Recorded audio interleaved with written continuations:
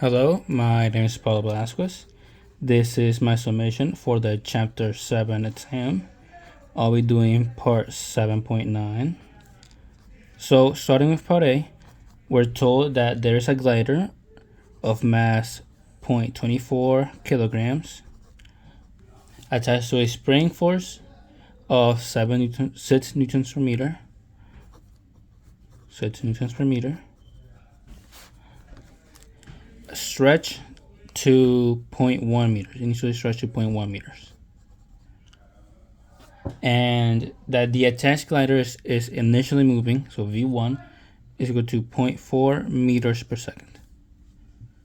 Whereas we find the total mechanical energy of the system, we know that the total mechanical energy of the spring is equal to 1/2 K H1 squared plus 1/2 mv squared. So when we plug in our values, we find that 1/2 times 6 Newton meters times 0.1 meters squared plus 1/2 0.24 kg times 0.4 meters per second squared. And when we put all of that into our calculator, we find that the total mechanical energy is 4.92 times 10 to the negative 2 joules. And that is our answer for Part A for total mechanical energy. Moving on to Part B, we're asked to find when the glider comes momentarily to rest, at what distance is the spring stretch. So essentially we're finding H2, and this means that the final velocity, or V2, would be equal to 0. And that would mean that this equation becomes 1/2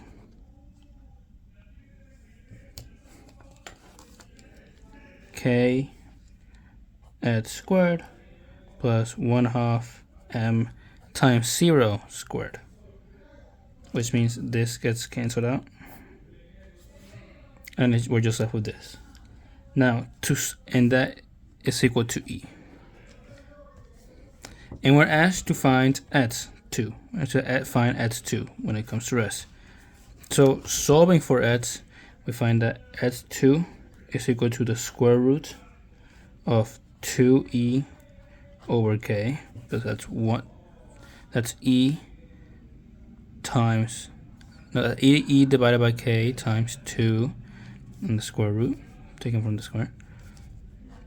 And plugging in our values, we know that H2 is equal to the square root of 2 times, from here, 0.0492 joules over 6 Newton per meter, which is equal to 0.128 meters. And that is the distance at which the spring is stretched. And that is the answer for Part B. Moving on to Part C, we're told that this same glider with the same mass and the same spring constant, same stretch, and the same initial velocity comes momentarily to rest when the spring is stretched by 0.112 meters. And we're asked to find how much is the force of friction on the glider when the string is stretched from 0.1 meters initially to 0.112 meters. So we know, starting with Part C, that the force of friction, the work done by the force of friction is equal to 1/2 K H2 squared. So that's the final distance of the spring stretch minus, oh, 1 second, I didn't expect that to happen.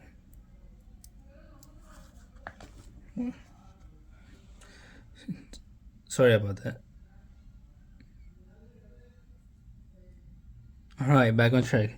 So it's this minus 1/2 mv squared, or the kinetic energy, plus 1/2 k at 1 squared. So that's the initial stretch.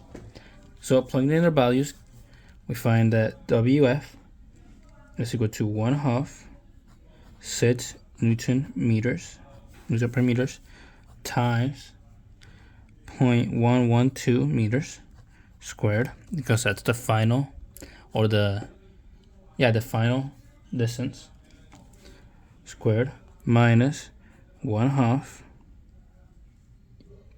times 24 kg times 0.4 meters per second squared, plus 1/2 times, 1/2 times 6 newtons per meter times 0.1 meters, that's the initial stretch, squared. Putting all that into our calculator, we find that the work done by the force of friction is negative 1.16 times 10 to the negative 2 joules. It's negative because that work is being done against where the glider is moving. Alright, and that's the answer for part C. So moving on to part D. We're asked to find the coefficient of kinetic friction between the glider and the tank. So the coefficient, so the force of the system is equal to the work done by friction over the distance, and over the distance that is moved, so I will put that as S. And so that's the difference between 0.1 meters, the initial distance, and 0.112 meters, which is 0.12, and that'd be negative. And that means that the force is equal to negative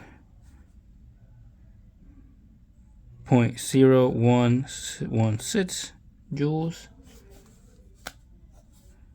over negative 0.012 meters, which is equal to 0.967 newtons, and that is the force.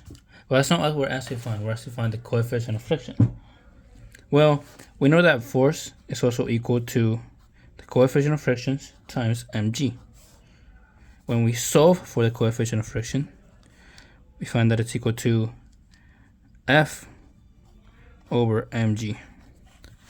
Plugging in our values for mg, g being the acceleration due to gravity, find that it's equal to 0.967 newtons, found here, over 0.24 kg times 9.8 meters per second squared. And putting that into our calculator, we find that's equal to 0.41. And that is our coefficient of friction, and that's our answer for part D. Oops, excuse me.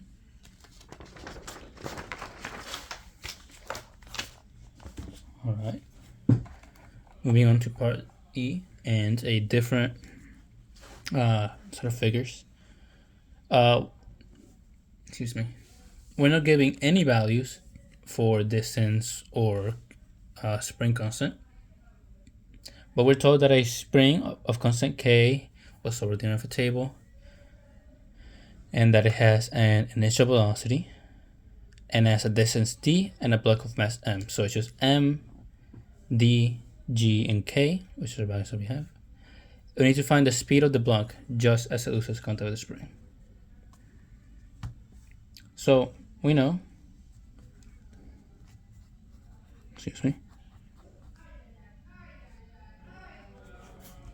we know that the kinetic energy, or 1/2 mv squared, is equal to negative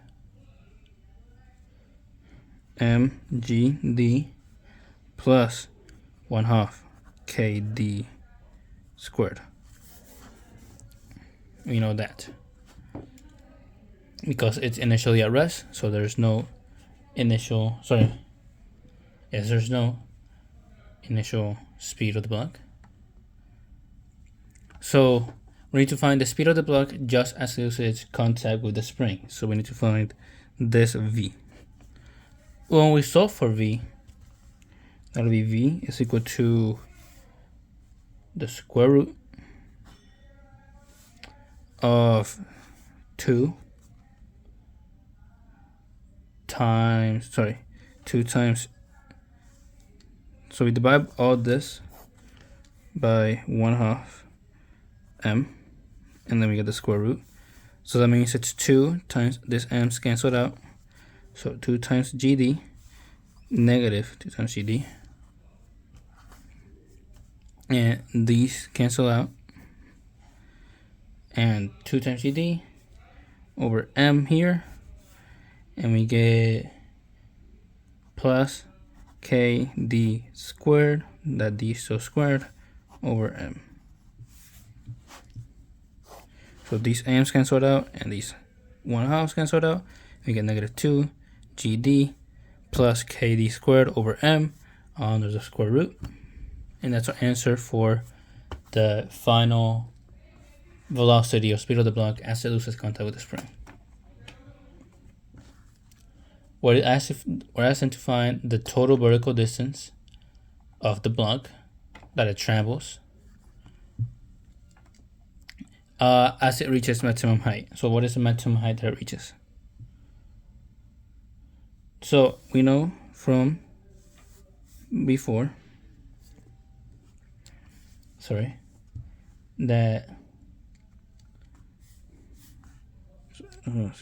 part F 1/2 mv squared is equal to mgh. So it's the same as mgd. And solving for h and getting rid of these m's because they cancel out, we have that h is equal to v squared over 2g.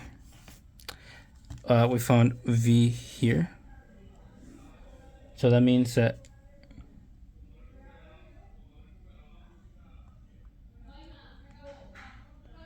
h is equal to v squared. So I get rid of the square here. It'll be negative 2. Excuse me. That means it's h is equal to negative d plus kd squared over 2 mg. All right, gd, and we get rid of the square root here and divided by 2, so that becomes 2gd, and you can add d, which is the initial distance, and let's get rid of that g. Excuse me, let's rid of that d, and that just means that h is equal to kd squared over 2mg. These d's cancel out. You add d from the initial distance that it was stretched.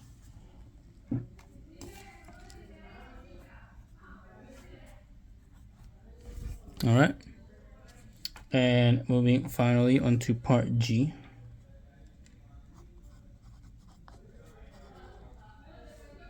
We're given that a cylinder of mass m, again we're given no values for this, is free to slide on the vertical tube. The kinetic friction between the cylinder and the walls of the tube have magnitude F, and there's a spring at the upper end with a constant K, and the cylinder's initially at rest, so initial velocity is 0, and the spring is relentless. We need to find the vertical distance that the cylinder will descend before it comes to momentary rest. So we know that the change in kinetic energy is equal to the work due to gravity plus the work due to friction plus the work over the distance, which is the same as mgx for wg minus F times h. F is the magnitude of the friction, minus 1/2 K h squared, so that's it by the spring. And we need to solve for h. So we can also change this to h times mg, just factor out that h, minus F minus 1/2 K h, because the h is squared. And when we solve for h here, equal to 0, it's equal to the change in kinetic energy. When we solve for h, we find that h is equal to 2 times mg minus F over K. And that would be our answer for part G.